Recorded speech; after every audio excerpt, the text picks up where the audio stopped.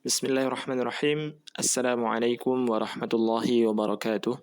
Alhamdulillah, wassalatu wassalamu ala rasulillah wa ala alihi wa ashabihi wa man walah wa la hawla wa la quwwata illa billah amma ba'd. Para peserta kelas tajwid yang semoga dirahmati oleh Allah Subhanahu wa taala. Kembali kita lanjutkan pelajaran di kelas tajwid masih pada pembahasan tafkhim dan tarqiq ya, tafkhim dan tarqiq. Di pertemuan sebelumnya kita sudah jelaskan ada 3 huruf yang terkadang dibaca tafkhim dan terkadang dibaca tarqiq, yaitu huruf alif, lam, dan ra. Dan saat ini kita masuk pada pembahasan huruf ra ya. Tip.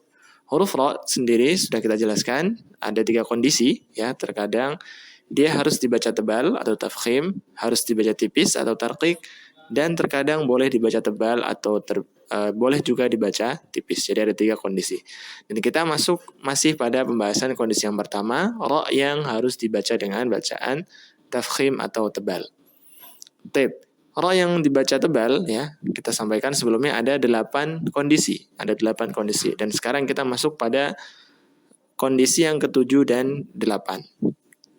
Tip. Kondisi yang ke-7, ra yang harus dibaca dengan bacaan tebal adalah ra sukun yang sebelumnya hamzah wasal ya. Ra sukun yang sebelumnya hamzah wasal. Baik. Maka ini harus dibaca dengan tafkhim atau tebal. Contoh ya. Di surah Al-Fajr ya.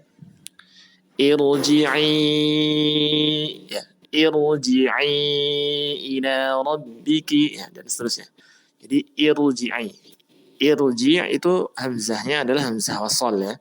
Hamzah wasal yaitu alif yang di atasnya ada kepala huruf shadnya ya. Jadi itu disebut dengan hamzah wasal. Asalnya dia tidak berharokat, namun cara membacanya yaitu mengikuti kaidah ya huruf ketiga setelahnya. Jadi ketika huruf kita lihat huruf jim di situ kasroh, maka hamzahnya dibaca dengan kasroh. Jadi dibaca dengan irji'i. Nah, kita perhatikan kalau ketika ra sukun sebelumnya kasroh ya, maka seharusnya dia tidak dibaca tebal ya, atau nanti kita ketika di pembahasan ra tipis itu akan dibaca dengan bacaan tipis ya.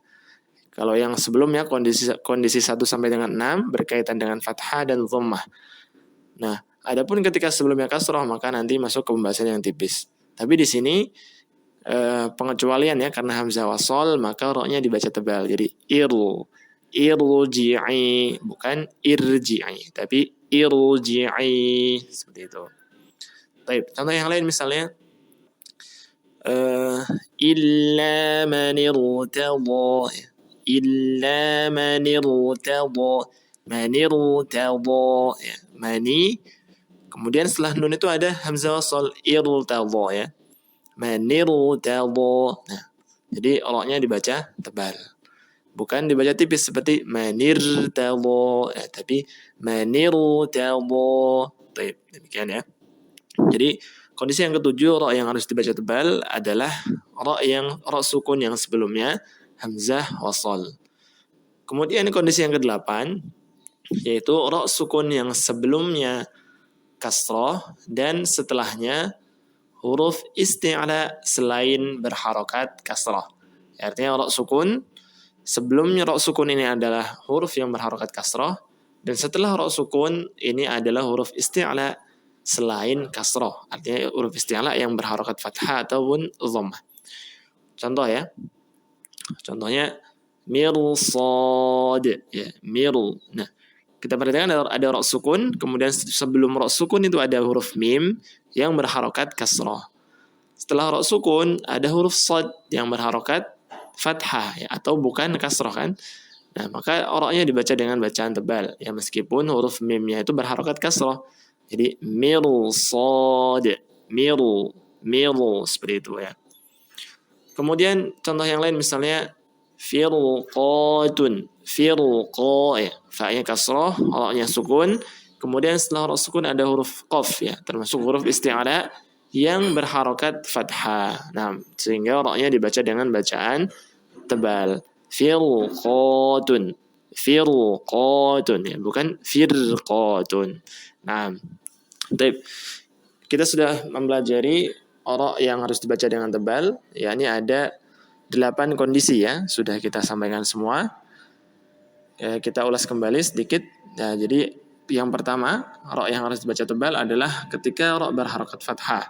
Kemudian ra sukun yang sebelumnya fathah, kemudian ra sukun yang sebelumnya sukun, sebelumnya lagi fathah. Kemudian ra yang berharakat dhammah, ra sukun yang sebelumnya dhammah, kemudian ra sukun yang sebelumnya sukun, sebelumnya lagi dhammah. Kemudian yang ketujuh, ra sukun yang sebelumnya hamzah wasal, dan yang kedelapan, ra sukun yang sebelumnya kasrah dan setelah ra sukun ini adalah huruf isti'ala selain kasrah. Demikian 8 kondisi di mana huruf ra harus dibaca dengan bacaan tafkhim atau tebal. Semoga yang sedikit ini ada manfaatnya. Wallahu taala a'lam bishawab. Assalamualaikum warahmatullahi wabarakatuh.